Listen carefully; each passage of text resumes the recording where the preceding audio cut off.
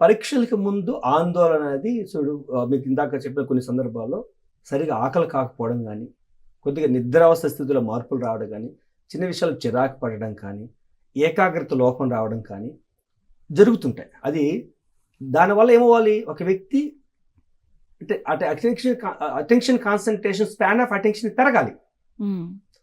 కానీ ఎవరికైతే attention span పెరగకుండా తను చేయాల్సిన పని కనీసం ఒక 50-60% కూడా చేయలేకపోయి, గాబరా అయిపోయి, హైపర్టెన్టివ్ అయిపోయి, టెకికార్డియా అంటే హార్ట్ బీట్ డబా కొట్టుకుంటూ 1-2 సార్లు వాష్రూమ్ కూడా పోతారు. ఎందుకంటే టెన్షన్ పడ్డప్పుడు వాష్రూమ్ కూడా వస్తుంది. ఇప్పుడు ఎగ్జామ్ పోయి పిల్లలంతా కూడా వాష్రూమ్కి పోయేసి వస్తూ ఉంటారు, సరిగా తినరు.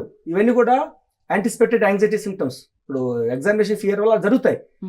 అది మోతాది మించినప్పుడు, అంటే తను వాష్రూమ్ పోయి తిరిగి వచ్చి కూర్చొని మళ్ళీ చదవగలుగుతున్నాడు, ఒక అర్ధగంట 45 minutes చదవగలుగుతున్నాడు అంటే నార్మల్.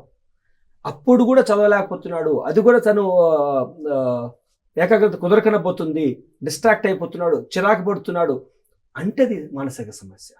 అప్పుడు వైద్యుని యొక్క సలహా తీసుకోవాలి. అంటే లాంగ్ టైం మెడికేషన్స్ ఏం అవసరం ఉండదు. దానికి కొన్ని రకాలైనటువంటి మానసికమైనటువంటి కౌన్సిలింగ్స్ ద్వారా కూడా మార్పు చెందే అవకాశం.